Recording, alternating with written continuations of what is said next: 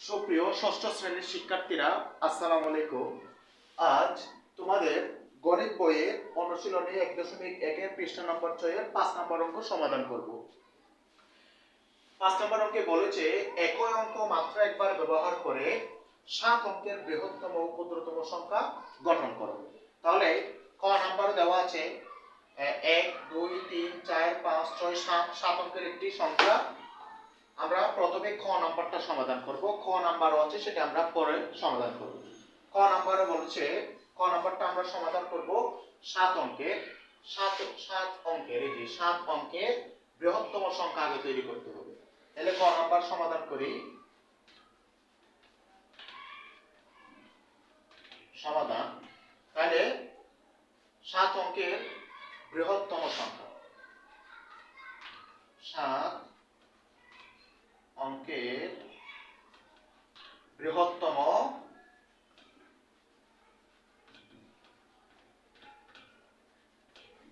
সংখ্যা। এখন 7 অঙ্কের বৃহত্তম সংখ্যা লিখব। তাহলে বৃহত্তম সংখ্যা তৈরি করার নিয়ম হচ্ছে, তোমরা ক্লাস 5 এ শিখেছো, 4 এ শিখেছো, হয়তো মনে আছে। দেখো, প্রথমে একদম বড় সংখ্যাটি লিখতে হবে 9, এরপরে 9 এর পরে 8, এরপরে 8 এর পরে কত দাগ দিই যাতে মনে থাকে, 9 এর পরে 8, 8 এর পরে কত আছে 5, এরপরে 5 এর পরে কত 4, এরপরে কত 3, এরপরে কত 2, এরপরে কত 1।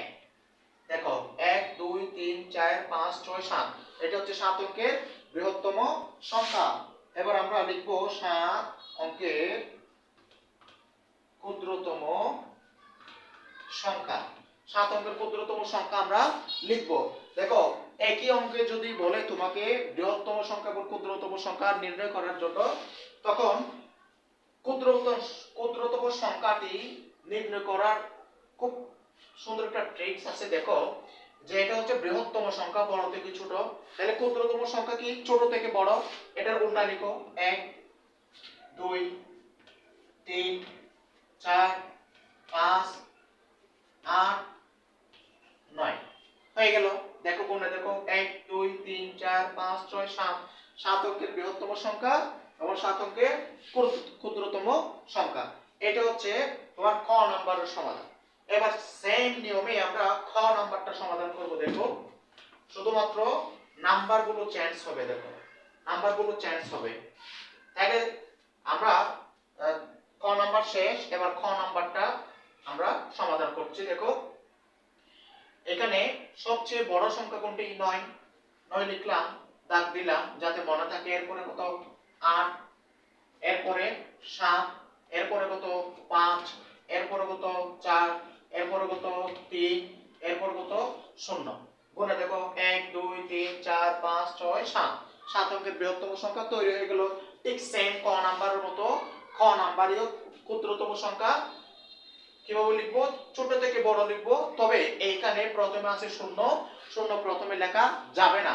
শূন্যের পরের সংখ্যাটি লিখবো 3 0 4 5 7 8, এরপরে 9। এটাই হচ্ছে খ নাম্বারের সমাধান। ধন্যবাদ সবাইকে। আজ এই পর্যন্ত। এখানে খ নাম্বার দিলাম আমি যাতে বোঝো, এর আগেরটা হচ্ছে ক নাম্বার। আজ এই পর্যন্ত। আগামী ক্লাসের আমন্ত্রণ জানিয়ে আজ এখানে বিদায় নিলাম। ধন্যবাদ সবাইকে।